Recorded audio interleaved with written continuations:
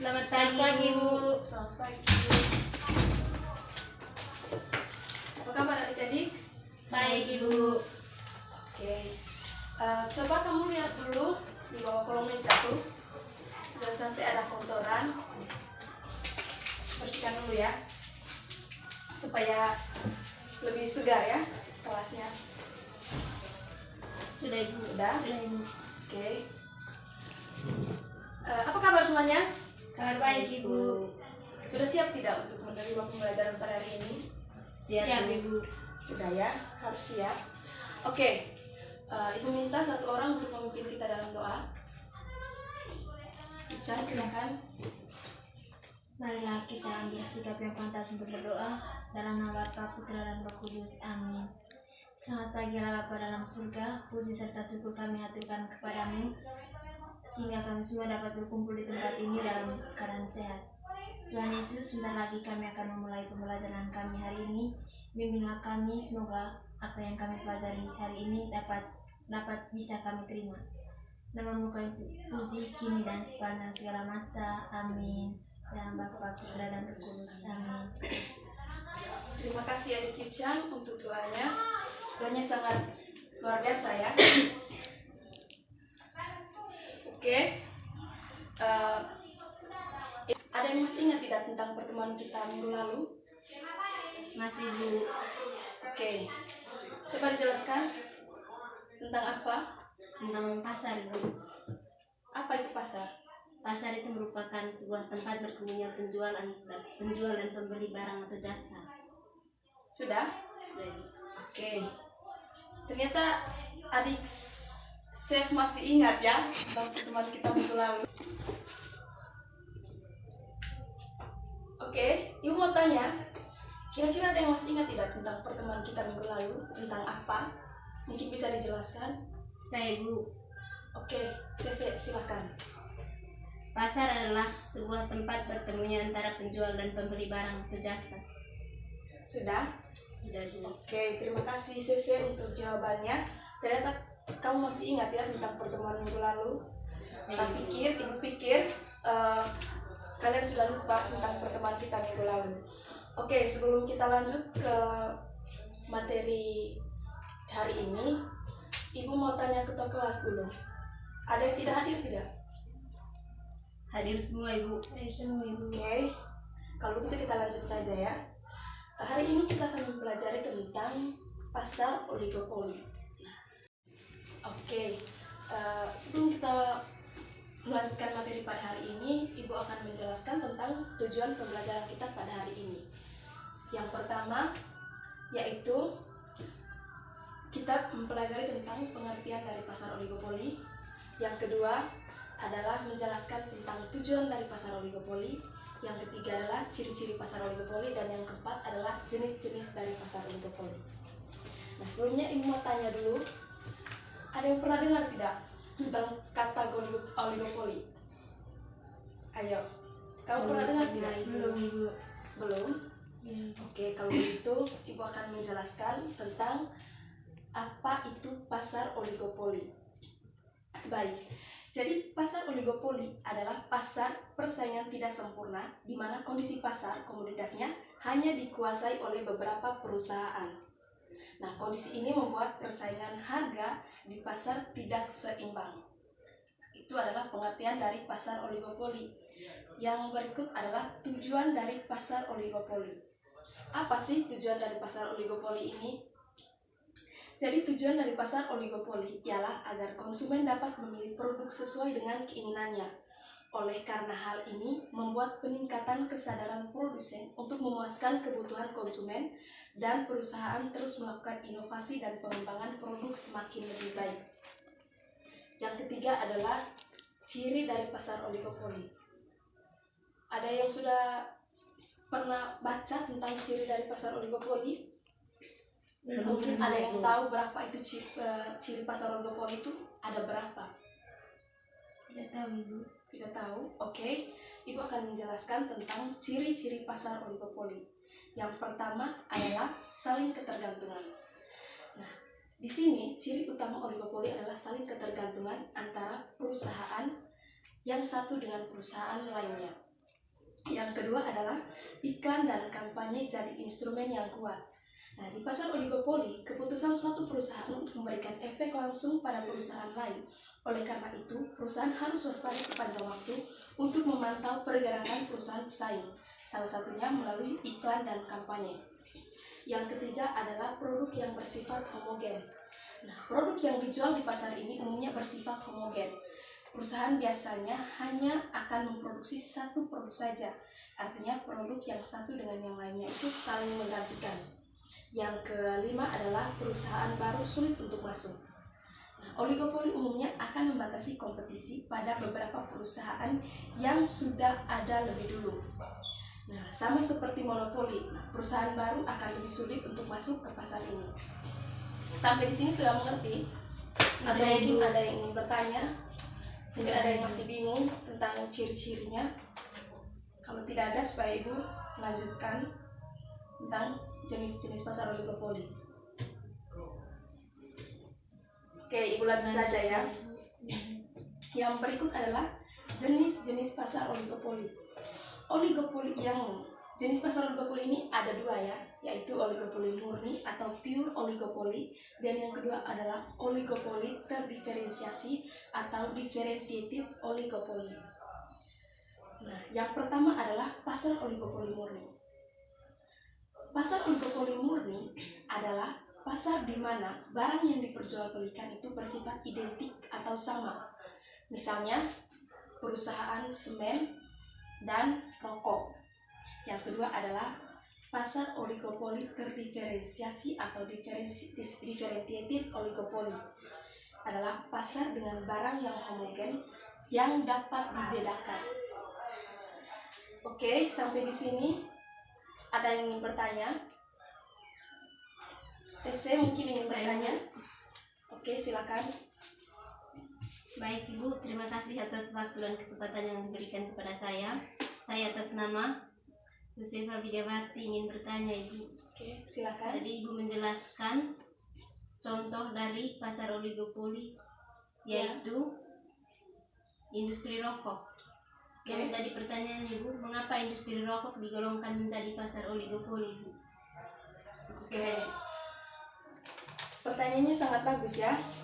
Baik, Ibu akan langsung menjawab pertanyaan dari Yosefa Widiawati dengan pertanyaan mengapa industri rokok digolongkan menjadi pasar oligopoli.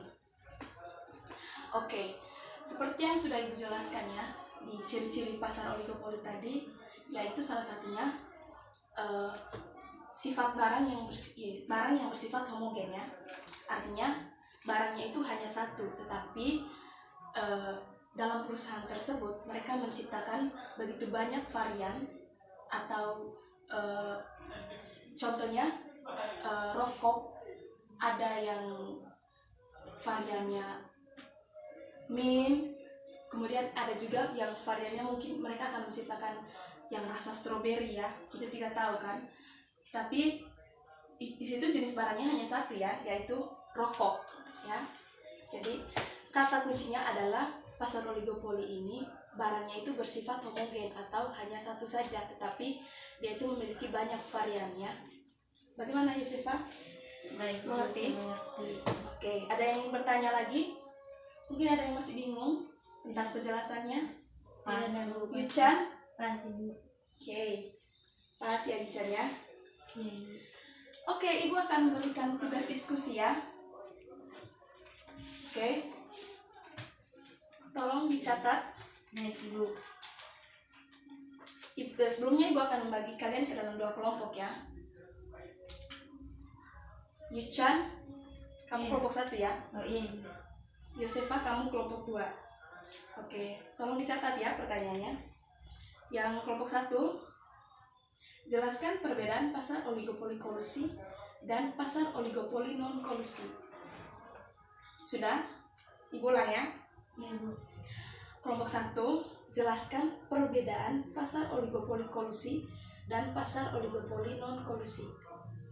Sudah ya? Sudah Ibu. Kelompok 2, Yosefa, catat ya. Iya Bu. Jelaskan kelebihan dan kekurangan pasar oligopoli. Sudah ya? Sudah Ibu. Ibu kasih waktu 5 menit saja ya.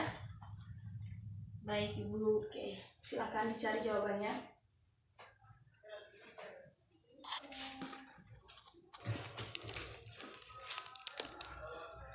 Bagaimana? Sudah selesai? Sudah Kita Ibu. langsung diskusi saja ya. Oke, mana kelompok 1 tadi? Kami Ibu. Oke, Ican silakan bacakan hasil diskusinya. Oke, baik. Terima kasih atas waktu dan kesempatan yang diberikan kepada saya.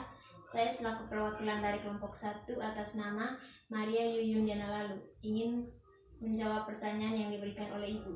Dengan bunyi pertanyaan, jelaskan perbedaan pasar oligopoli kolusi dan pasar oligopoli non-kolusi. Jadi saya akan menjawab perbedaan dari kedua pasar ini. Yang pertama, pasar oligopoli non-kolusi. Jenis pasar oligopoli non-kolusi yaitu jika ada produsen yang memainkan harga, maka harus terlebih dahulu melihat perkembangan dari produsen lain sebagai kompetitor usaha. Tujuannya adalah untuk tetap mengembangkan usaha tersebut dan agar produsen lain tidak dapat mengikuti. Sedangkan pasar oligopoli kolusi berbeda dengan non-kolusi. Jenis pasar oligopoli kolusi ini melibatkan semua produsen untuk saling bekerja sama. Ketika akan menaikkan harga produk, maka semua produsen akan menaikkan harga tersebut atau tetap membiarkan harganya stagnan. Terima kasih. Oke, baik. Terima kasih untuk jawabannya adik Yuchan. Jawabannya sangat bagus sekali ya. Jadi Yuchan sudah menjelaskan tentang kelebihan dan kekurangan dari pasar oligopoli maksudnya tentang. Oke, baik. Waktunya sudah cukup ya. Sudah Ibu. Oke, sekarang kita lanjut ke kelompok 1 ya. Ya, Silakan Ibu. paparkan hasil diskusinya. Baik, terima kasih atas waktu dan kesempatan yang diberikan kepada saya. Saya selaku perwakilan dari kelompok 1 atas nama Maria Yuyun Diana Lalu ingin menjawab pertanyaan yang diberikan Ibu. Dengan bunyi pertanyaan, jelaskan perbedaan antara pasar oligopoli kolusi dan pasar oligopoli non-kolusi. Di sini saya akan menjawab perbedaannya. Yang pertama, pasar oligopoli non-kolusi. Jenis pasar oligopoli non-kolusi yaitu jika ada produsen yang memainkan harga, maka harus terlebih dahulu melibatkan perkembangan dari produsen lain sebagai kompetitor usaha. Tujuannya adalah untuk tetap mengembangkan usaha tersebut dan agar produsen lain tidak dapat mengikuti. Sedangkan pasar oligopoli kolusi berbeda dengan non-kolusi. Jenis pasar oligopoli kolusi ini melibatkan semua produsen untuk saling bekerja sama. Ketika akan menaikkan harga produk, maka semua produsen akan menaikkan harga tersebut atau tetap membiarkan harganya stagnan. Baik, terima kasih. Saya kembalikan. Oke, tepuk tangan dulu untuk adik Yuchan. Jawabannya sangat bagus ya. Oke, singkatnya adik Yuchan sudah menjelaskan tentang jenis pasar oligopoli non-kolusi, yaitu jika ada produsen yang memainkan harga, maka harus melihat perkembangan produsen lain. Begitu ya. Sementara pasar oligopoli kolusi melibatkan semua produsen untuk saling bekerja sama. Oke, terima kasih adik Yuchan. Sekarang silakan adik Yosefa paparkan materinya tentang apa? Baik Ibu, terima kasih atas waktu dan kesempatan yang diberikan kepada saya. Saya perwakilan dari kelompok 3. Kelompok 2 ya, Yosefa. Kelompok 2 Ibu. Dengan jenis pertanyaannya, jelaskan kelebihan dan kekurangan pasar oligopoli. Pertama, kelebihan dari pasar oligopoli itu yaitu konsumen memiliki lebih banyak pilihan terhadap barang yang ingin dikonsumsinya. Yang kedua, untuk kekurangannya yaitu perang harga antara produsen itu sering terjadi. Terima kasih Bu, saya kembalikan. Oke, terima kasih adik Yosefa untuk jawabannya. Jawabannya sangat bagus ya. Oke, adik Yosefa sudah menjelaskan tentang kelebihan dari pasar oligopoli, yaitu konsumen itu memiliki lebih banyak pilihan terhadap barang yang ingin dikonsumsinya. Sedangkan kekurangan dari pasar oligopoli yaitu perang harga antara produsen sering terjadi. Oke, sampai di sini sudah mengerti ya tentang pasar oligopoli ya. Oke, Ibu akan berikan tugas ya, nanti dikumpulkan minggu depan Ibu akan kirim tugasnya lewat ketua kelas ya. Jadi nanti ketua kelas yang bagikan kepada teman-temannya. Baik Bu. Baik Bu. Pertemuan kita pada hari ini sampai di sini saja ya. Tapi sebelum kita mengakhiri pertemuan pada hari ini, Ibu minta satu orang memberikan kesimpulan dari materi hari ini. Saya Bu. Oke, silakan Yosefa. Baik Ibu.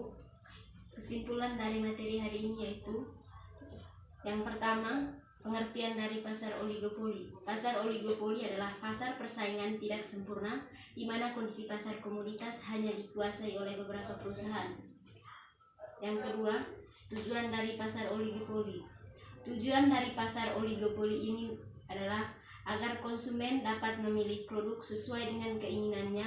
Oleh karena itu, hal ini membuat peningkatan kesadaran produsen untuk memuaskan kebutuhan konsumen dan perusahaan terus melakukan inovasi dan pengembangan produk semakin lebih baik. Yang ketiga, ciri-ciri pasar oligopoli. Yang pertama, saling ketergantungan.